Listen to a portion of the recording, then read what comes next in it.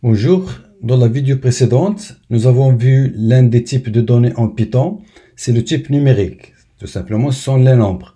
Dans cette vidéo, nous allons voir un autre type, c'est le type, ce qu'on appelle le type str ou chaîne de caractères. Les chaînes de caractères, c'est tout simplement du texte. Pour définir une chaîne de caractères ou pour stocker une chaîne de caractères dans une variable, il faudra tout simplement l'entourer avec des guillemets simples ou doubles comme nous allons le voir. Par exemple, donc créons une variable par exemple nom égale par exemple rock par exemple. Donc on a utilisé ici les guillemets doubles. Voilà, si je veux afficher donc la valeur de cette variable, donc il suffit d'utiliser la fonction que nous avons déjà vue print et entre parenthèses je vais mettre le nom de la variable. Voilà, et vous voyez bien qu'on a bien affiché la valeur de la variable nom. Si j'utilise une autre écriture, donc maintenant en utilisant les apostrophes au lieu des guillemets doubles, donc prenons par exemple égal donc clair. Et si je veux afficher donc la valeur de cette variable, tout simplement c'est la même chose. Donc il suffit de mettre le nom de la variable entre parenthèses de la fonction print et je valide. Voilà. Voilà, donc c'est simple, il n'y a pas de complication jusqu'à maintenant. Maintenant, voyons cette variable. Je vais mettre tout simplement expression.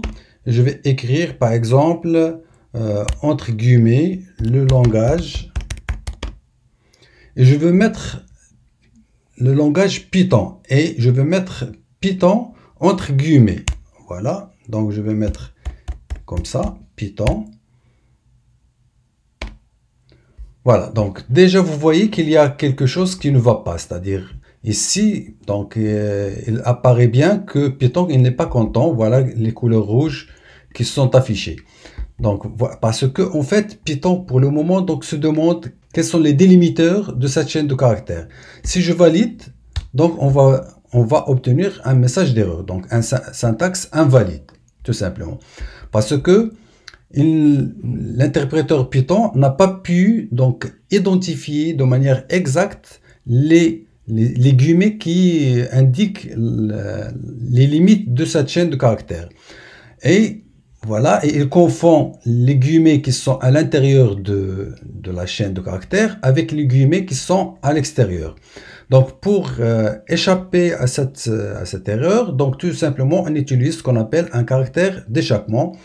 Voyons comment va-t-on utiliser ce caractère d'échappement. Donc je vais mettre la même variable expression égale le langage Python. Et pour utiliser les guillemets qui encadrent le mot Python, donc je dois mettre anti-slash, puis suivi de guillemets, puis le mot que je veux encadrer. Puis le deuxième, pour mettre le deuxième guillemet, donc il suffit de mettre le anti-slash, puis suivi du guillemet. Voilà, pour le moment, si je valide, donc j'obtiens aucune erreur. Si je veux afficher donc le contenu de cette variable expression, vous voyez qu'on a bien affiché le langage Python avec le mot Python est encadré avec les guillemets. Donc en fait, c'est le même principe pour les apostrophes. Je vais d'abord redémarrer ma console. Maintenant, si j'écris la phrase suivante, par exemple, donc je crée une variable que je vais l'appeler phrase et je vais utiliser les apostrophes au lieu des guillemets. Je vais écrire par exemple je m'appelle par exemple Mohamed. Voilà, et j'encadre, c'est-à-dire j'encadre ma phrase à l'aide des apostrophes.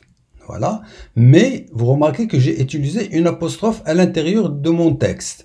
Donc vous voyez bien les couleurs rouges, ce qui exprime que Python n'est pas content. Et si je valide, je vais obtenir une erreur de syntaxe, donc invalide syntaxe.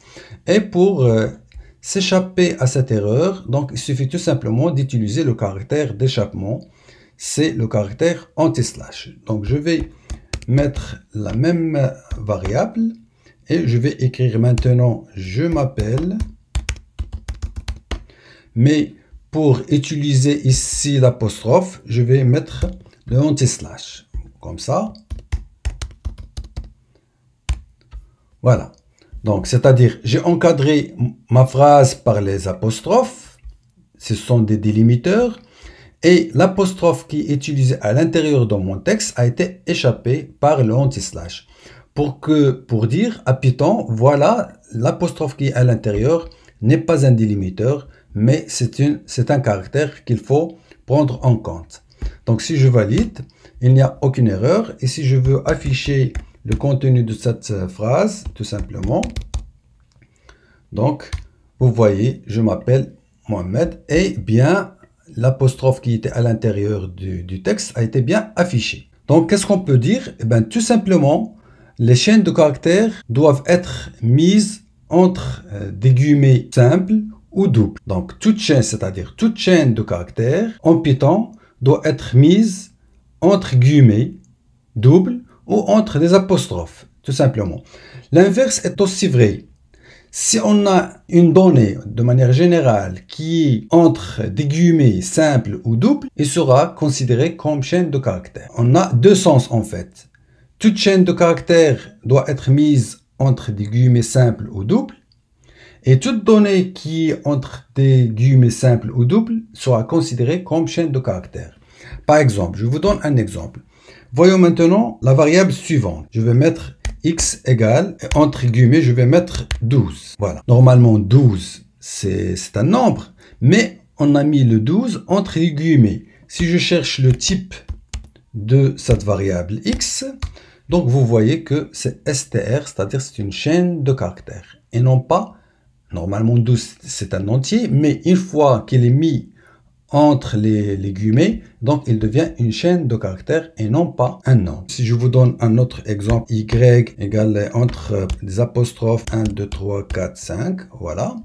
Donc ici, c'est une chaîne de caractères, certainement. Donc je vais mettre le type de y et vous voyez que c'est un str. Et par conséquent, on ne peut pas effectuer les opérations mathématiques sur les variables comme x et y qui sont des chaînes de caractères.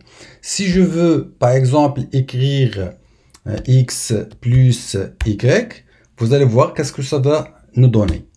Donc, tout simplement, qu'est-ce qu'elle a donné? Elle a écrit la donnée 12 à côté de la donnée 1, 2, 3, 4, 5. C'est ce qu'on appelle la concaténation. C'est-à-dire elle a concaténé les valeurs des deux variables x et y bout à bout.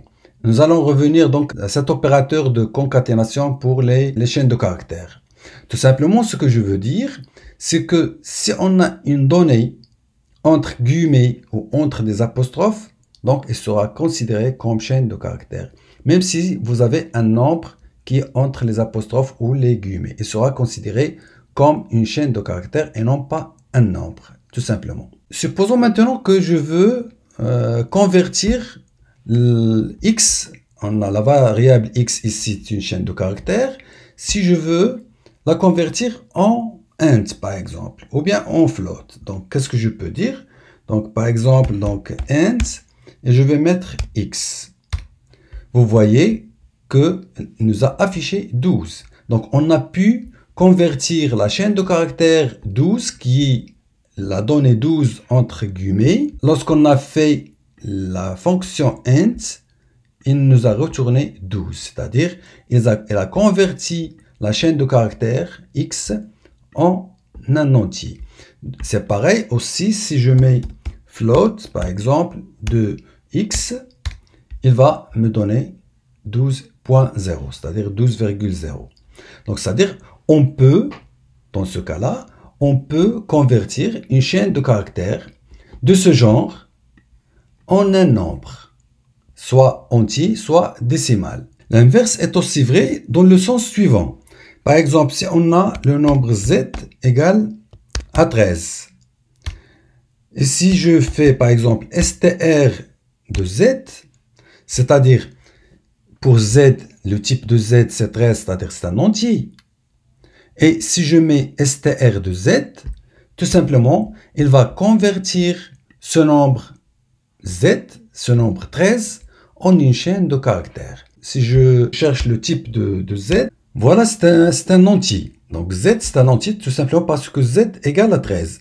Mais si j'écris maintenant, je vais écrire K égale str de Z, par exemple, comme ça. Et je vais chercher le type de K. Donc vous voyez que c'est un str. C'est-à-dire, on a converti Z en une chaîne de caractères et le résultat a été stocké dans la variable K. Si on cherche le type de la variable K, ça donne un str. Mais si j'ai une variable comme celle-là, par exemple, phrase égale Python est un langage de programmation.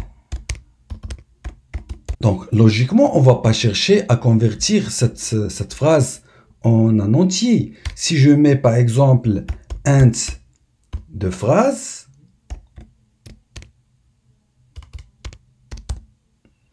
si j'essaye de convertir cette variable phrase en un entier, ben, si je valide, vous voyez bien qu'on a obtenu un message d'erreur. Tout simplement parce qu'on ne peut pas convertir du texte brut en un entier, tout simplement. Voilà, c'est tout pour les chaînes de caractères str. Nous aurons donc l'occasion de revenir donc aux chaînes de caractères. Pour le moment, c'est tout ce qu'on a besoin pour avancer dans notre apprentissage du langage Python. Je vous dis donc à très bientôt dans la suite de cette formation.